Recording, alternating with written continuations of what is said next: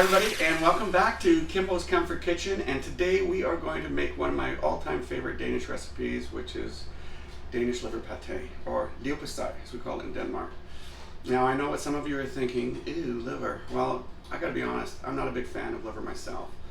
Pan-fried, sauteed, onions, all that stuff. But in the form of a pate, specifically the Danish recipe, it's amazing. Now, I have to say though, if you've got a KitchenAid, you should probably be using a KitchenAid to get a really smooth consistency, and you'll see why in the video going forward. But if you like a coarse pate, you can use a blender or you can use a food processor, no problem. It just gives you a different kind of consistency. Also, don't worry about the ingredients as I'm making it and everything else. It's all listed on my website, and you can check it out, all the details there. So let's get going. Alright, so let's get a look at the ingredients. So I've taken the pork liver ahead of time and chopped it up so you don't get that with a little bit of Chianti effect. Some flour, some pork fat or suet, butter, some of the spices, eggs, milk, onions. These are the basic ingredients to making a Danish Leverpostej or Leverpostej. And next I'm going to take my KitchenAid and I'm going to grind the fat and the liver together, which I'll show you in 2 seconds. Okay, so let's get started with the tedious part. I've got chopped onions, I've got pork fat, receptacle, and I've got chopped pork liver. So I'm going to start with the pork liver, which I'm going to feed into here, and I use my dowel, but I don't force it, I just let it go on its own. I just sort of keep it in check by making sure there's no particulates that are being left behind. So you do 1, 2, 3 until it's all gone, and then you do it again 3 times is what I do. So I'm going to show you what it looks like when we're done through once. Okay, so this is after the first pass through, and that looks just delightful, doesn't it? Trust me, it's going to get a lot better. So what I do now after the first toss through is I'm just going to mix this up a bit just to create a better consistency. And I'm going to do this all over again, except now I'm going to put that bowl here, and I'm going to take this bowl there, and I'll simply feed that from there to here and back again. So it's 3 passes, and we'll see what it looks like at that point. So after I spoke last, I realized that if I wanted to make this finer, all I had to do was slow down the speed on it, on my mixer. So I switched it from 4 to 3 on the 3rd pass, and that worked just fine, and that way I don't have to do a 4th pass. Next we're going to make white sauce. Okay, let's get to the white sauce. This is part 2. Now I'm using just white flour to make a bechamel. Now a lot of people would normally do it in reverse. They would melt the butter first and then add the flour. But I was taught differently, old-fashioned French method. And I like to cook the flour a little bit. I've got it on medium heat, just a little bit above medium heat. And I'm going to let it cook for a little bit. I don't want it to go brown because I want a white sauce, obviously. But I do want to warm it up. Another method of doing this is to place it in the oven first in a cone shape and bake it that way. Like I said, it's a very old-fashioned, old-school method. And to be honest, I'm not sure if it would make a huge difference, but I go with what I know. And this is tried and true. Okay, so I've now let this cook for a few minutes. And it should be slightly hot, warm, or hot to the touch. At that point in time, I can start adding my butter. Pretty elegant, I know.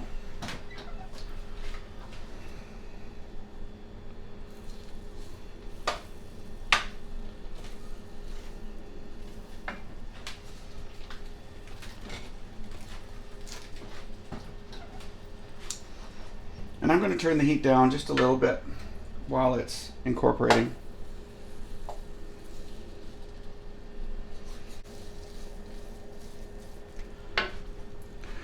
So now we've got basically a huge roux.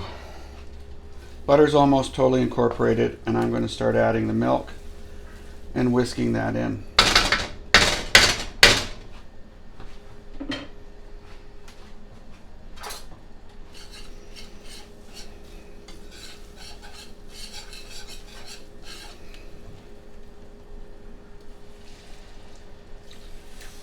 A little bit at a time. If I was making just a simple bechamel, I would also be adding a little salt at this point, but I'm going to be adding that later anyway, so it doesn't really matter.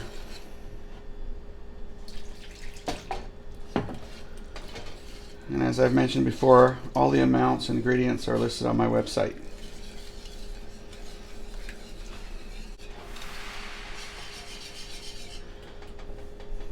Okay, so this is pretty much incorporated now as a white sauce. Not a lot of flavor to it, obviously, but that's not important. This is going to help set the pate and give it the body and that lovely creamy texture to go along with all the fat. This is definitely not for somebody who's on a diet. However, maybe if you were on keto. Oh, sorry, there's flour in here, so no.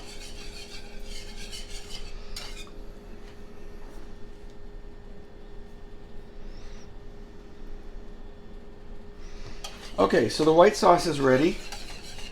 We're going to turn the heat down on that. And on to the next step.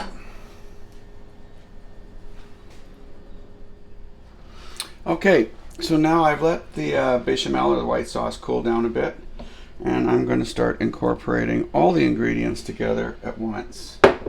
So I've mixed my 4 eggs together.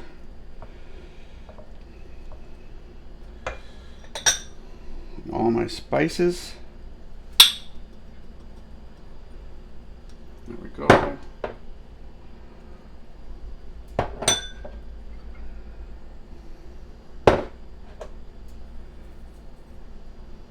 Salt and pepper.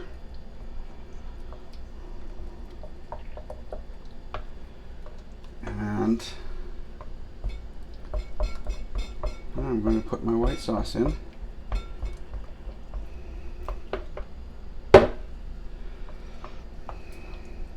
And I'm going to mix well.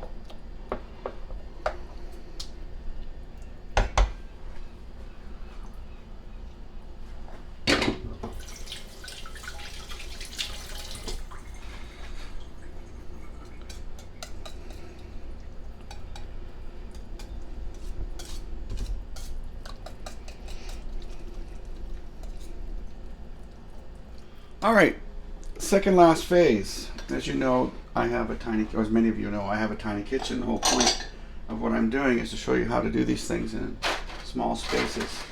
So now I've taken these inserts, which I just get at the local grocery store, and I'm going to fill these all up to just below the lip, because they're going to expand a little bit.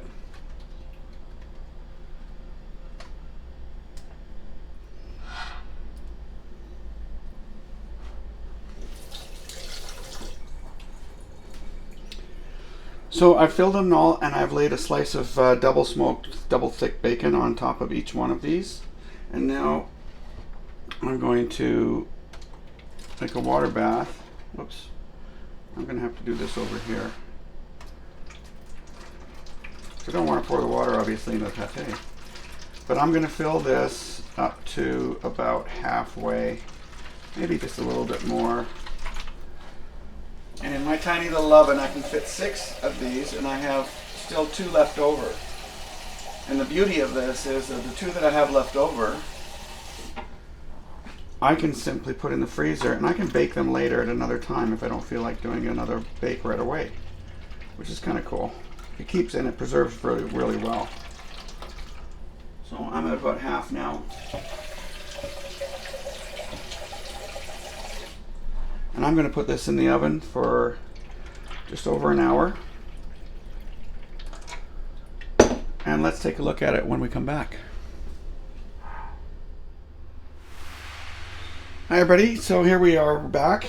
It's now later in the afternoon. I have set this to cool out on a rack after it came out of the oven, and after that I put it in the fridge for it to set. I wrapped it in saran wrap, and this is the end result. There we go. I've got 6 of these. You know, for a party I would take them out, but I'm not going to today. I'm just going to show you what we end up with. That is Leverpostej, or Danish liver pate. And this is Denmark, is the way we would normally serve it.